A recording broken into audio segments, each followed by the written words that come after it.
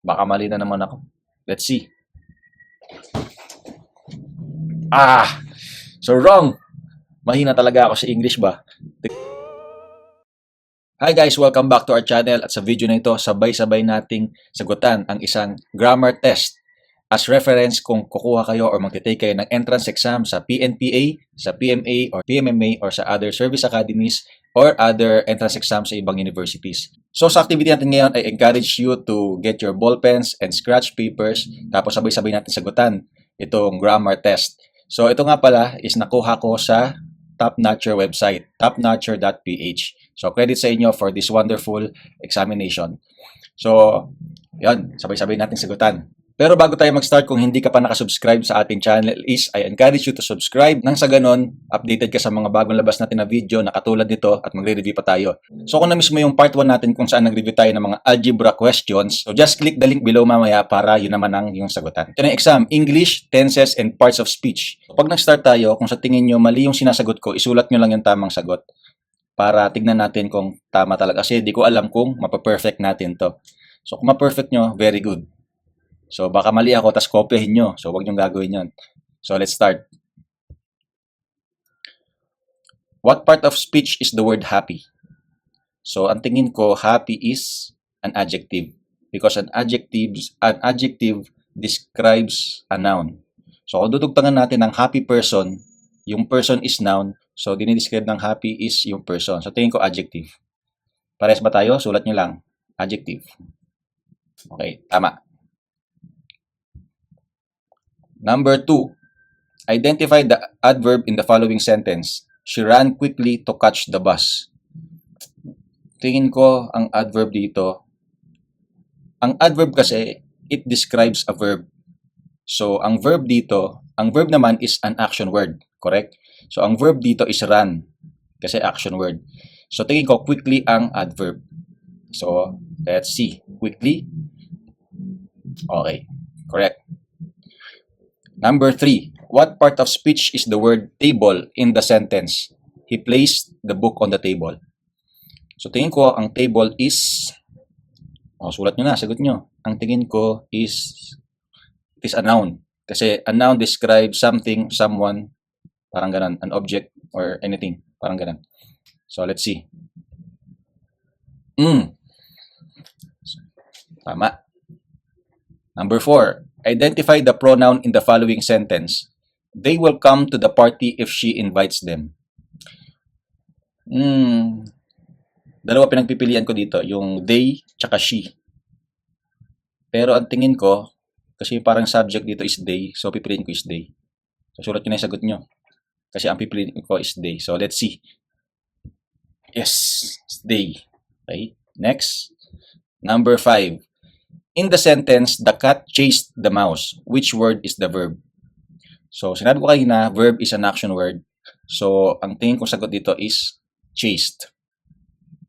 Parehas tayo, sulat mo na. Okay, tama. Number 6, identify the conjunction in the sentence. I wanted to go, but it was raining heavily. So, ano nga ba yung conjunction? Sa pagkakatanda ko, ang conjunction is something na parang nagdidikit sa mga phrase. Yun lang pagkakaalala ko. So, sulat mo na yung sagot mo kasi ang tingin kong sagot dito is I wanted to go, but. So, ang sagot ko is but. Parehas pa tayong sagot? Sulat mo na and then let's see. But. Okay. So, number 7, what part of speech is the word honest in the sentence? He is an honest man. So, tingin ko parehas tayo ng sagot dito. Kasi yung sinabi ko kanina, an adjective describes a noun. So, ang noun dito is man. So, ang tingin kong adjective dito is honest. Honest is an adjective, tingin ko. So, let's see. Okay, correct. Number 8, identify the preposition in the following sentence. The book is on the shelf. Yun lang, hindi ko na alam tong preposition. Ang alam kong preposition, pag isa kang kadete ng PNPA, ang tawag sa preposition, yun yung area kung saan kayo naghihintay before parade. Doon kayo nakatago or nakatambay or nakaform para hindi kayo makita ng mga tao pag nagparada kayo. So, yun yung tingin kong preposition. So, dito naman sa English grammar, tignan natin. Identify the preposition in the following sentence. The book is on the shelf. Di ako sure guys, dito parang mamamali. Pero kung masagot ka na, sulat mo na. Kasi sa tingin ko, ang sagot dito ay the book is on the shelf. Ang preposition is on. Tingin ko is on. Pares pa tayo na sagot? Comment below. Let's continue. Identify the interjection in the sentence. Wow, that was an amazing performance. Hindi ko alam yung interjection pero ang alam ko intersection. Kasi nag-drive ako ng sasakyan. So, tingin kong interjection dito. So, anong sagot mo? Sulat mo na. Wow, that was an amazing performance. Baka wow. That was an amazing performance. Kasi ang amazing, dinidescribe niya yung performance. Tapos, yung that, may sagot ka na ba? Ako wala pa So, tingin ko, ang sagot dito ay identify the interjection in the sentence. Wow, that was an amazing.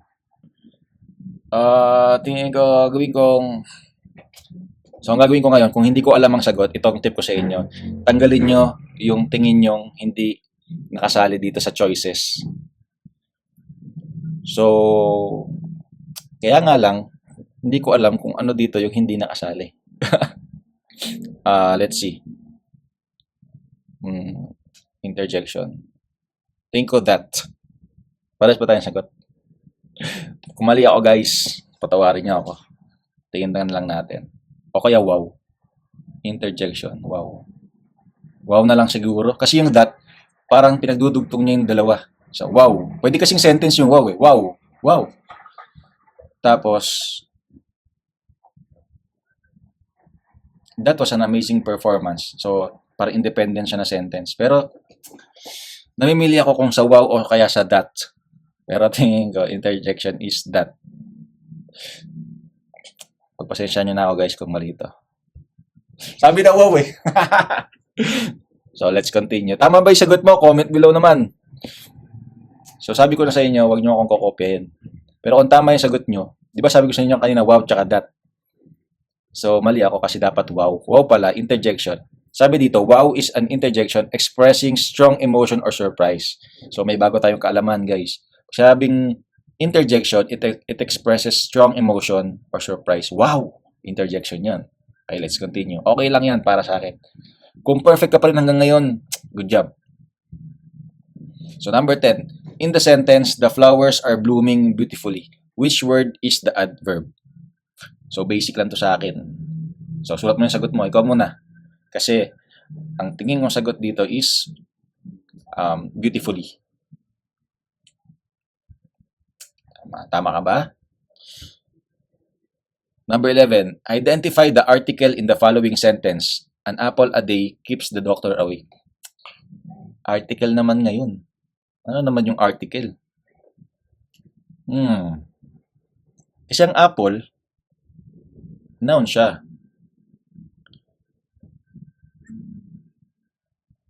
Tapos, hindi. Ano sa tingin nyo guys? Tingin ko an. Okay. Sulat niyo yung sagot nyo, baka perfect kayo mamaya. Akot, an. Ang away kasi, pwede. Apple, hindi siya. An apple. O kaya day, pwede ring day. An apple, article. Paano ba yun? Ano ba sabihin ng article? Sige na nga, kahit mali. Tingin ko day. Oops! Pares pa tayo na sagot. Identify the article in the following sentence. An apple a day keeps the doctor away. So, tingin ko, article. Tingin ko kasi an Pero tingin ko rin, an apple a day. Pero hindi a day. Tingin ko an. An na lang. Let's see. An is an article that precedes the noun apple. Okay. Yun na. Alam na natin. Yung mga simula ng sentence pala, yun ang article. Tama ba yung sagot mo? Comment below naman. So, let's continue. What part of speech is the word computer in the sentence? She uses the computer to write her assignments. What part of speech is the word computer in the sentence? She uses the computer to write. Siyempre, tingin ko, ikaw ang sagot mo. Sulat mo na. Kasi tingin ko dito is noun. Okay. Number 13. Identify the relative pronoun in the sentence. Identify the relative pronoun in the sentence. The girl who won the singing competition is my friend. Identify the relative pronoun.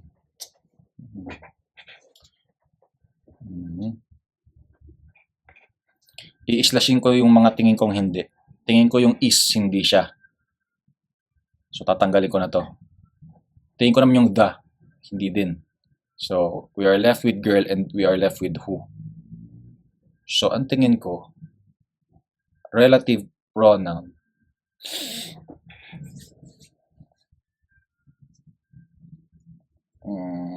Tingin ko girl. Ay, hindi. Hindi ba pwedeng who? The girl, who? O kaya pwede rin who. Ano sagot nyo guys? Sulat nyo nga. The girl. Who? Tara naman tayo. So, ang sagot ko is who na lang siguro. Relative pronoun. Okay, who.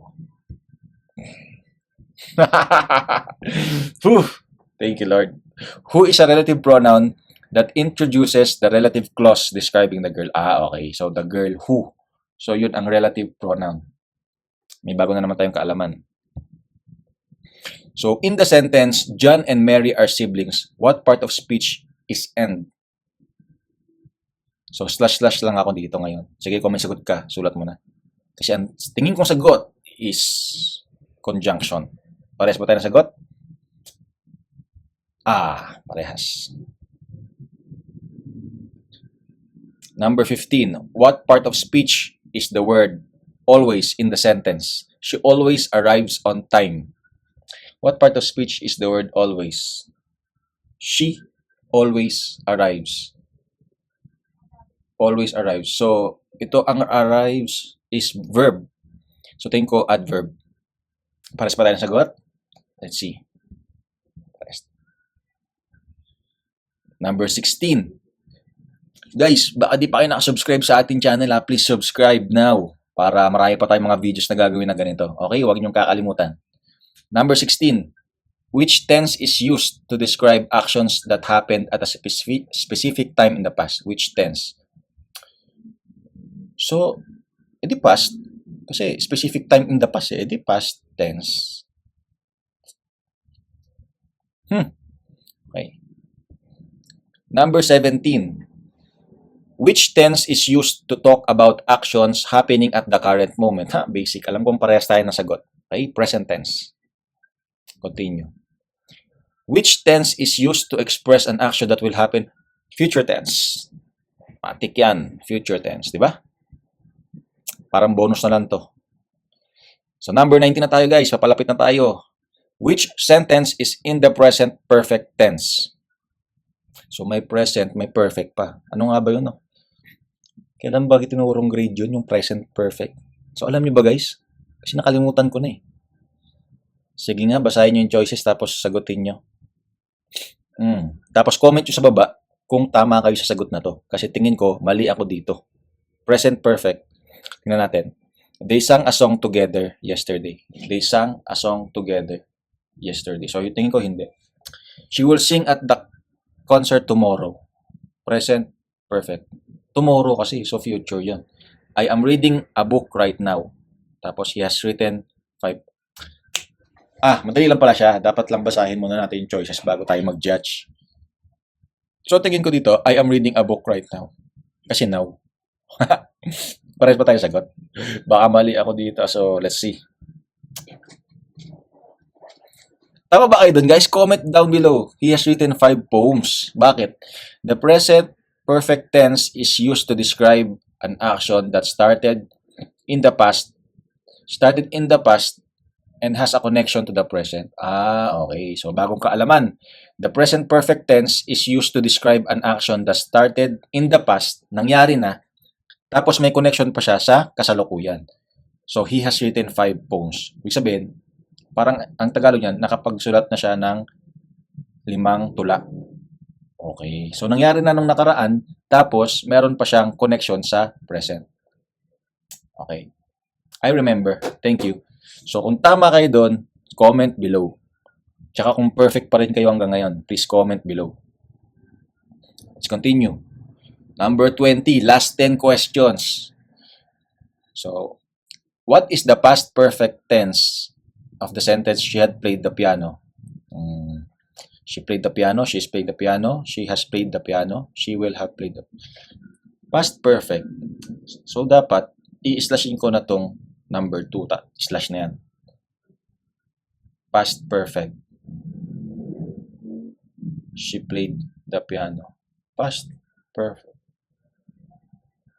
Tama ba tong last? Parang tamang grammar. She will have played the piano. Future yan eh. So, slash na to. Slash na rin to. So, we are left with she has played the piano tsaka she played the piano. Pag she played the piano, parang simple, lang siya, di ba? Past nakaraan, perfect tense. She has played.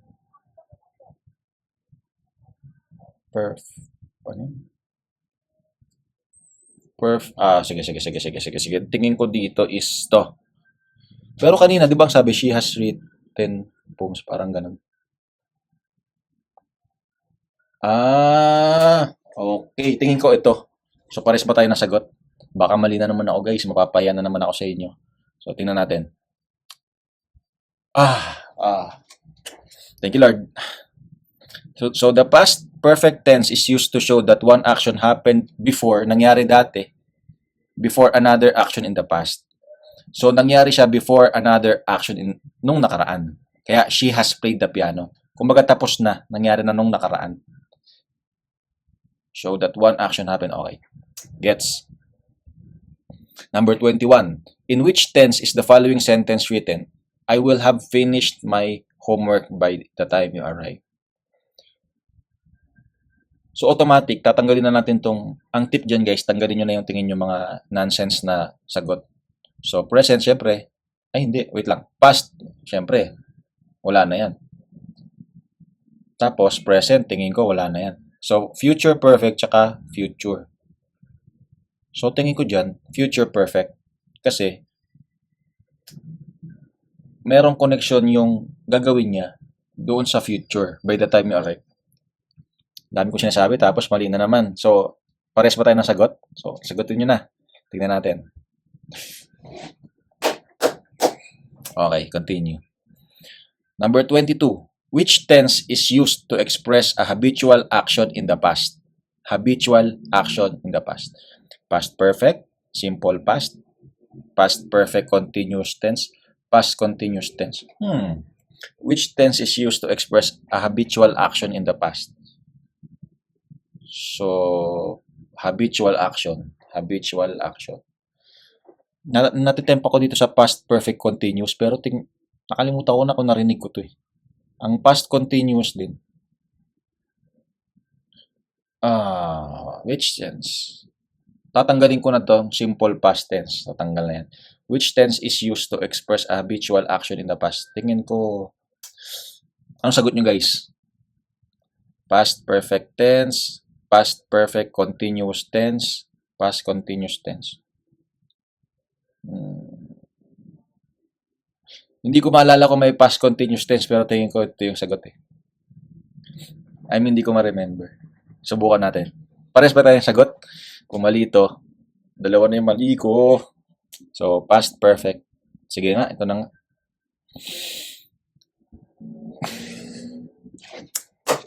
So, past yung tinanggal ko, siya pa pala yung tama. My gosh. So, tingnan natin yung explanation. The simple past tense is used to describe actions that occurred and were completed in the past, especially for habitual action. For example, she danced every Saturday. So, So, ang simple past tense pala ay ginagamit to describe actions that occurred and were completed in the past, especially for habitual actions. So, pag may nakita kayo sa exam na ang tanong is habitual action, kumbaga habit na siya, habitual action nung nakaraan, simple past tense pala yon. Okay? So, parehas tayong may natutunan. Pero kung tama ka dun, good job. Comment below kung tama ka dun. Let's continue. Number 23. Which tense is used when an action is interrupted by another action in the past? Naku, ito na naman tayo. So, tatanggalin ko na si simple past tense kasi sinagot na siya kanina. Yun na naman tayo. Which tense is used when an action is interrupted by another action in the past? Which tense is used when an action is interrupted by? May sagot na ba kayo, guys? By another action. Which tense is used when an action is interrupted? Pag in-interrupt mo, hindi na siya continuous. So, baka past perfect. Pares ba tayo ng sagot? Baka mali na naman ako. Let's see. So wrong. Mahina talaga ako sa English ba? Tignan natin. Explanation. Past continuous pala.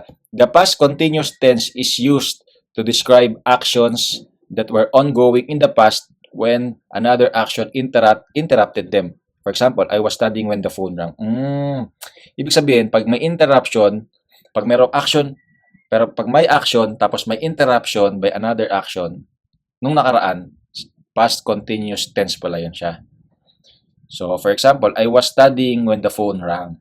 So, may ginagawa siya. Tapos, tumunog yung ibig sabihin, meron ng action na interrupt siya by another action in the past. So, okay. May natutunan na naman ako.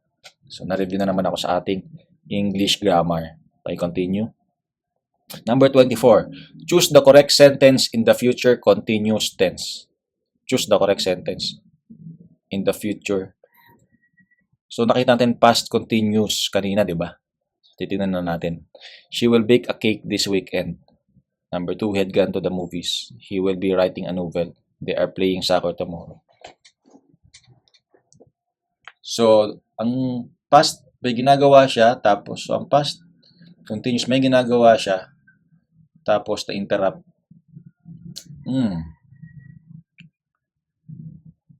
We had gone to the movies, tatanggalin ko na to kasi nakapunta na sila eh. So, tingin ko letter C. He will be writing a novel. Kasi yung they are playing soccer tomorrow, ay hindi.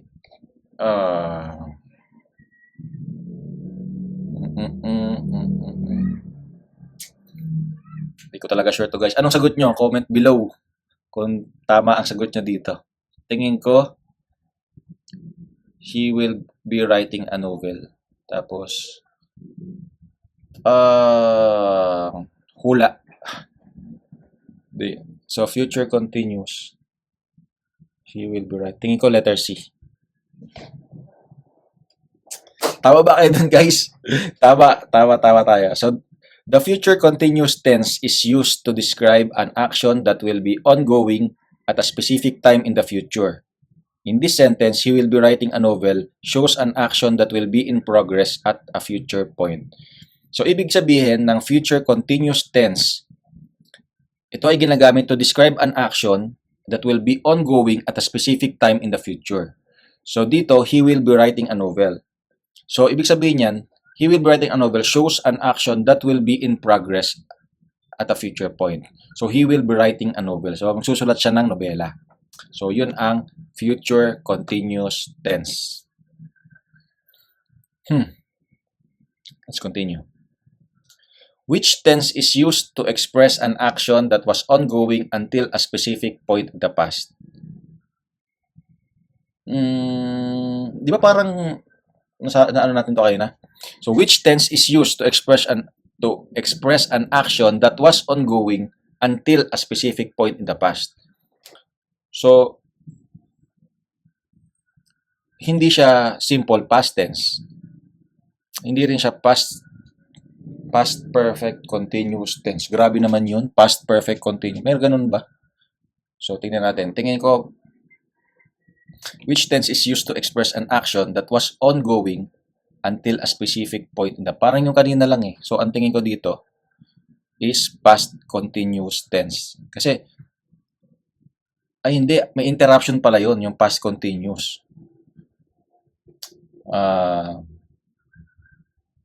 Past perfect tense. So, tingin ko, I'll go with past perfect tense.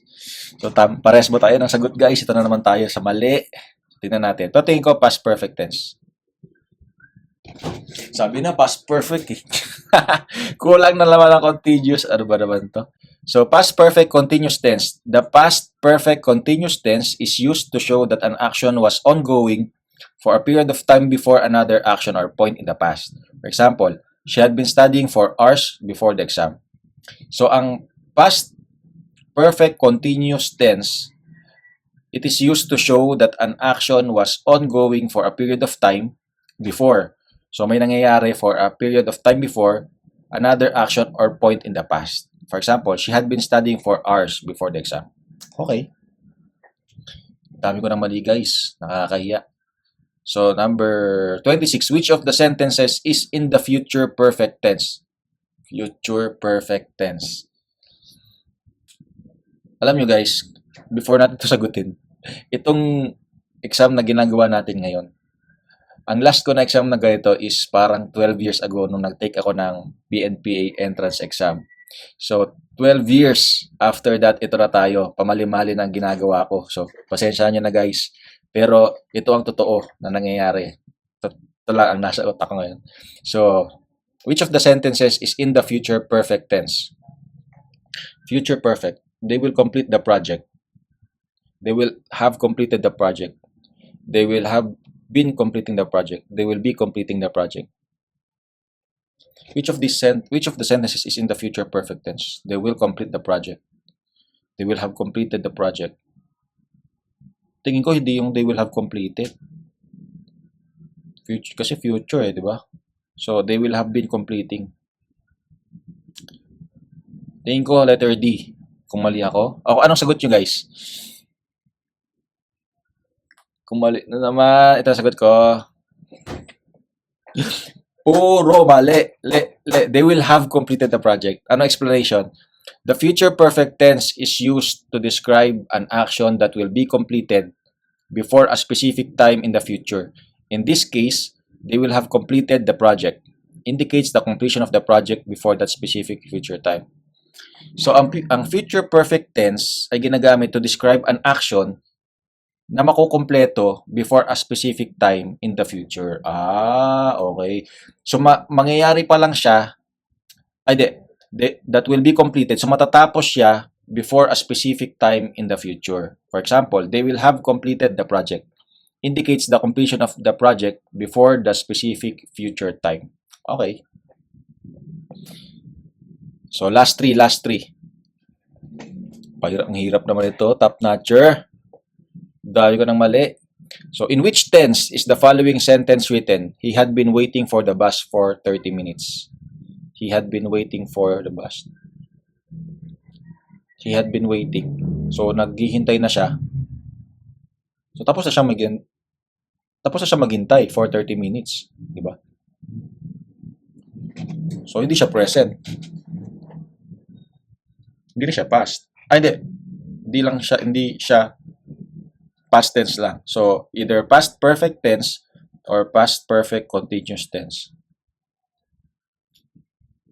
So, tingin ko, past perfect continuous tense. Pero tingin ko din past perfect tense. So, pares ba tayo ng sagot? Shout out sa mga perfect pa rin hanggang ngayon. So, tingin ko, past perfect continuous.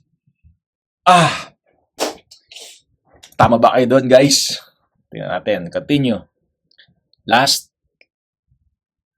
3 pa pala. Choose the correct sentence in the present perfect continuous tense. They have been singing at the concert yesterday. I have been studying for the exam. He has been written 5 poems. He has been written. She has been reading the book tomorrow. Present perfect continuous. So, tatanggalin ko na to. He has been written. Mali ito eh. He has been written.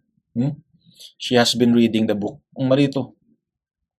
She has been reading tapos tomorrow. So, tatanggalin ko na itong dalawa.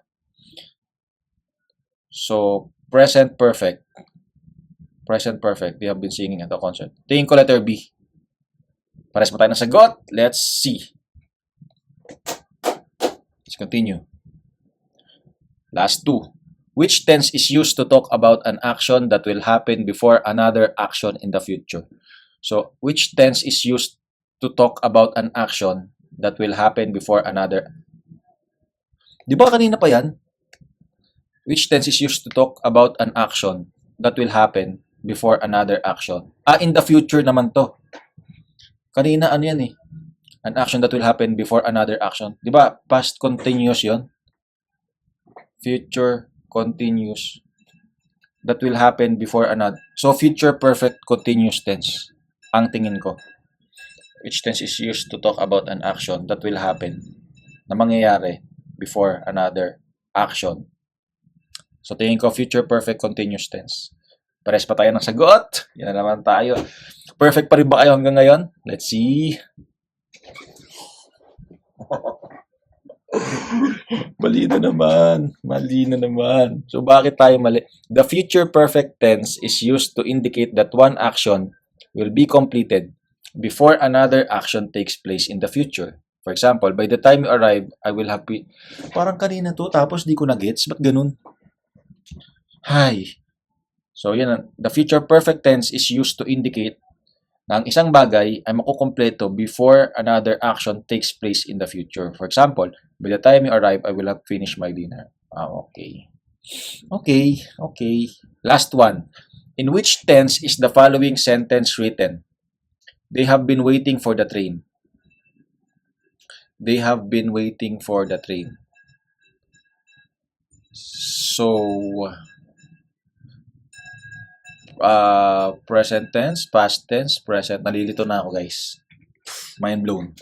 Present perfect continuous tense. Hulaan ko na naman to kasi nalilito na ako. Pwedeng present tense. Kasi ang present tense is they are waiting for the train. Ang present perfect, they have been waiting for the train. Think of present perfect tense. Let's see. Okay. Mali na rin last. First. Okay guys. Nakuha natin. You got 22 out of 30 correct. So, ilang percent yan? 22 divided by 30. 73%. 73% lang tayo guys. So, at least kung 70 yung passing, pasado tayo. So, kailangan natin mag-aral.